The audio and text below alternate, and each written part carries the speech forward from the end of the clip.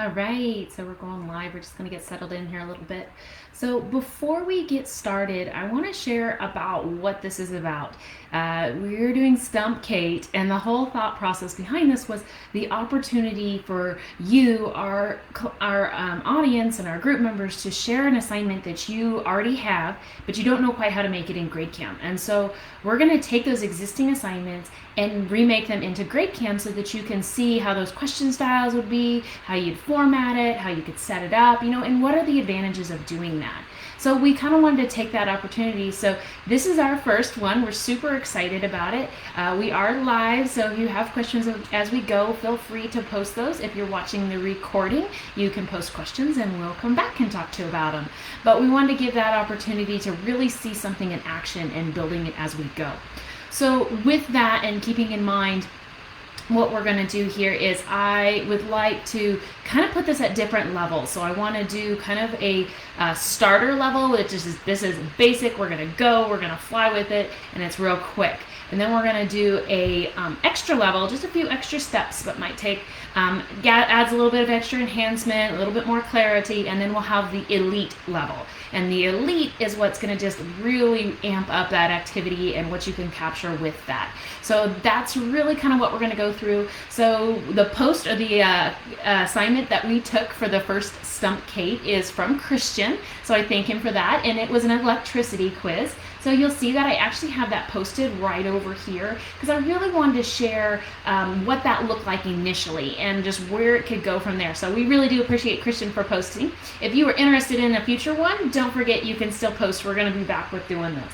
So let's go ahead and get started off. Again, the very first level that we're going to do is starter. This only takes a few minutes, and that means you can get it done, get it ready for your next class, and get going. So very basic level. If I just look over this really quick, he has 6 questions here, and they're pretty much all either drawing or explaining. There's a calculating, there is another explanation, another calculation. All of those are very open-ended response. So for this one, the best question type is going to be that rubric with capture because it's going to give me a nice area for students to fill in a very open-ended response that's going to go with it. So we know that there are 6 questions, so I'm just going to go in and create this. So I'm going to hit new, multi-question, and we're just going to call it electricity. Starter. All right, so like I said, we had 6 questions here, not 106. That would be a little bit rough. And I appreciate Christian for sharing the answer key because electricity was not my area, so I learned a little bit with this. So you can see here that it just comes in with that basic multiple choice. I decided they're all open-ended, so the best question type for all of them. Very bare minimum, select the check to get them all. And then we're going to go into edit, and we're going to just immediately change this to a rubric with capture area. That's all we're going to do to it. I'm going to bump up this rows here just so it's 2. Just give me a little extra space there, and we're basically going to bump down the points till it's 0 to 1. They've got it. They either get it or they don't, because every question had kind of a straightforward answer, but it's very open-ended because he asked for some calculation there, so we want that window. So you can see I'm just leaving it open and save, and done. That is the most basic form you can create to go with this assignment. So let me jump in here so you can see what this looks like once I get my preview in. So if I'm coming through, this is just it. This is very simplistic. I am going to make this one not a generic. I want to match it to the class, or to that class so that I know that when I hand it out to that student, it's specifically going to come back. You'll notice here also with this, let me go ahead and generate this so it's just a little bit larger so everybody can see it. So the way this form would work is I would still give the same paper test that Christian shared with me and this GradeCam form. The advantage of having that together is that now this will be pulled into GradeCam as a digital record, and then I can go through one question at a time using that magic by question grading button, and I'm going to look at every result so I can really break it down. I can also tie that to standards, but this is simplistic. Get it, collect it, you're done, it is ready to go, and it is very simple to start with there. All right, so let me back out of this one again. So that's the very basic, and that's at the starter, and that is perfectly great to get started with GradeCam. So now we're going to amp it up a little bit, and we're going to go to that extra level. So what can I do? Let me take an advantage and look up here, and it says draw a series. So I'm going to ask my students to draw. I might want to give them a little bit more room. So I'm going to look at this number 1, and I'm going to bump this to a 4 because I need to have just a little extra space there. Then maybe I want to change the point values for this one as well, because the point values I'm looking at, are they drawing the circuit correctly? Did they use the schematic symbols that they were supposed to? So I'm going to make this one 0, 1, 2. So it could be 0 points, 1 or 2, and it does have a multiplier if I want to. Also, I'm going to add a background to this, and the background's just going to help out with that drawing, just to make it a little bit cleaner. So I can go through and adjust those. The other thing that I can do is I'm actually just going to take this header, and I just hit copy on my keyboard, and I'm just going to paste that right in there. Also, I want these instructions, and bring that in. So I can add these custom headers. It's just going to give it a little bit more clarity, so that when he looks at the assignment, that way they know exactly where they need to go with that particular question. So I can make my adjustments as I go through. I have additional questions and different things they're going to do with that calculation. I can add lines, all of that. So when we go to that next step, what extra is going to look like is going to be kind of like this. And I actually already filled this one out with those answers that I told you I didn't know.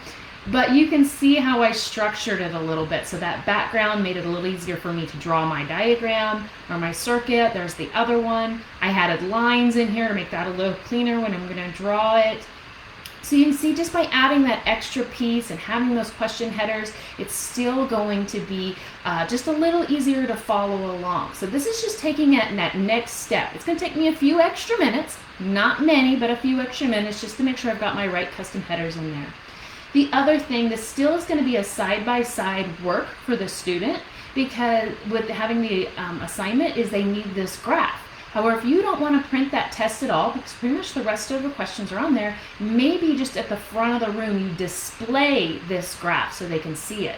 Now, something I'm going to keep in mind is I'm actually going to show you what this looks like in the student portal too, because we know right now we're not at school, so we've got to think about how this is going to work both remote and in the classroom. So I will come back and show you what this could look like, or how we could restructure this for the portal. All right, let me close that down. So that's extra, just a few extra minutes, but it's still not that much time. The next level we're going to go to is Elite, and Elite's going to take a little bit more time, a little bit more structure, and a little bit more planning. Still not terribly complicated, but I definitely really want to pull this form to stand out a little bit more on its own.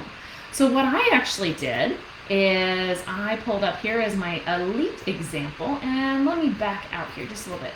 So I'm still keeping up with those custom headers and added those custom backgrounds just to make it a little bit more. I have my questions built in right there. The thing I did add was I put part 1 instructions, and it really put, or excuse me, it should say part A. I have to change that. So part A, and it just says no response needed here, but I wanted to make sure they understood that these instructions were at the top. It just copied exactly what was right up here, so I just copied and pasted that over. I didn't change anything other than adding a little bit more information so that they could go through and they saw that this was A1 and A2. So I did some custom numbering here. To do that custom numbering, all you do is jump back up to whatever particular question you were on, and I can just call this A1. And then I'll go to my next one, and I'm going to have this one as A2. Whoops, A2. And that just breaks it up so we understood that there's a part A and a part B, so that when we go through I can renumber that, and it's just going to refine it just a little bit more. Also, what I did for this particular case, like I said, is I added that instruction one right at the top. So what you can do there is I'm just going to check on the first one, and I'm going to say insert, and I'm just going to put one question in there right before, and I'm going to change it to a Rubric Capture so I could add those custom instructions. So if I just had a Rubric Capture, I'm going to leave it as one line. I'm just going to copy and paste this really quick and put that over in there. Now the one thing I am going to do is change this down to 0. I don't want this first question to be worth any points. I just wanted it in there as separate.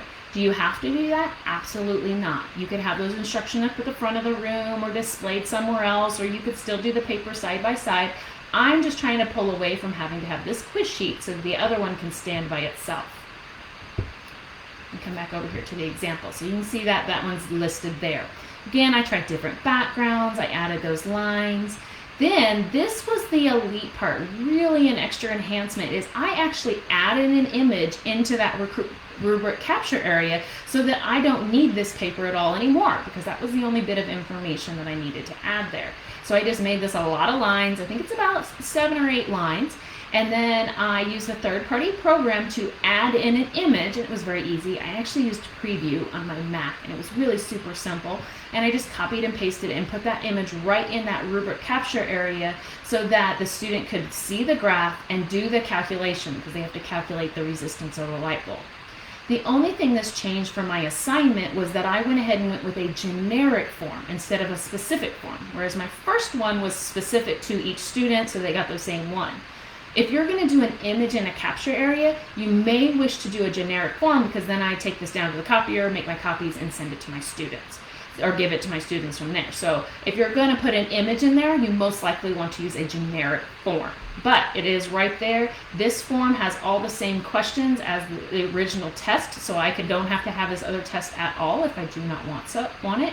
This last one, also as a bonus, is if you have the handwritten auto grade feature with your school account. This is actually handwritten auto grade, and the answer is supposed to be 180 watts. So you could write that in there and that would be automatically graded. It will grade that handwriting for you.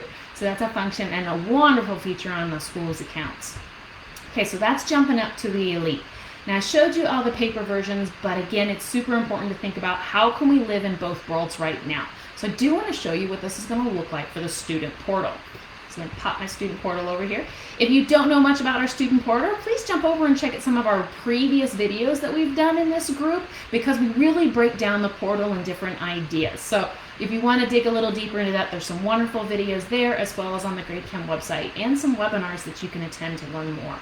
So here's that electricity quiz, and I have put it in here, and I actually created a couple different versions just so you could see. So if you are working in a hybrid environment where you have students, some that are in your classroom and are wanting to use paper, and you have some that are still able to do digital and work on a computer, you can do both. So this is the exact same answer form that I showed you initially, which was create 6 questions or rubric capture area, 0 to 1 points. That was it. I just attached my document here so I can make that a little bit bigger and I could see it from that point. Now the tricky part with the student portal right now is the drawing. But I will tell you, you better keep us in mind and stay tuned, because there's some awesome features that are going to be coming. So just so you know, we're going to start expanding the types of responses that will be coming in. Just stay tuned for that one. Now to show you again how you can amp this up so it's a little bit more, I have a second version which is closer to our extra, that it has those headers. Again, just enhances clarity, takes a little bit more time, but not very much.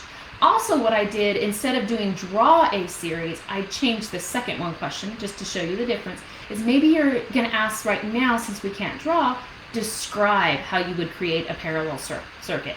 They have to get that verbiage and making sure they have the proper terms in there. So instead of drawing, maybe we're describing. If you would still like to collect those drawings, maybe you ask those students to submit those drawings through Google Classroom or some other LMS, or they email it to you, and then I can still grade it on the rubric side within GradeCam portal. And by grading it all within the same test, all my data is together. Okay? So as I scroll down, you'll see that I have some of those additional questions. Also on here it says use the attached graph. So they just scroll down, they can either look at the graph, or you can just have just the graph on there if you needed to. Remember, that was kind of an important piece. So I made that nice and large so students could see it. Also, you can zoom in and scroll around if you need to as well. So that's kind of the same. And this is in the portal, comparable to the extra form type. So you can either do in the portal or you can do it on paper. And then number 3, this was just changing up those questions just slightly. Let me come back to the electricity quiz so we can compare the questions. I just changed the questions again, taking into account the type of information that I want to collect for my students. So here it's the understanding of that series circuit and the parallel circuit. So I just had them explain the advantage of that series and explain the advantage of a parallel. Just changing that question type, but then I also changed number 3 to say give a sample use case or scenario for one of the above and why is it should be used. So you're just changing the type of information you're collecting. I know there's a lot of different ways to do that, so I just kind of want to show how you could enhance that or modify it a little bit to work for being online using a text-based response. So We really appreciate the question or the quiz that was shared with us. I hope you got some variety there to think about how you could use it, even at that very basic level of just get those questions in there so you can collect that information and tie those standards to it. I know in the CTE levels and having to worry about the career and technical ed, having those modifications and knowing how they're growing over time with those particular standards is super important. So that's a good collection there. Then if you go into the extra, it's just going to make it stand a little bit more by itself. And then obviously really the goal was to get it to separate by itself and make sure I was collecting good data. So I hope you got some good information there. If you have any questions about how we created that, I'd love to hear from you. And then if you have another assignment that you are interested in seeing me transform and use in GradeCam, please post it to our group and we will be happy to see that transformation. So we'll be back to do another Stump Kate just to see what's going to be going on in a variety, see how it's going to work best for your use case. So thank you guys again, and you have a wonderful weekend.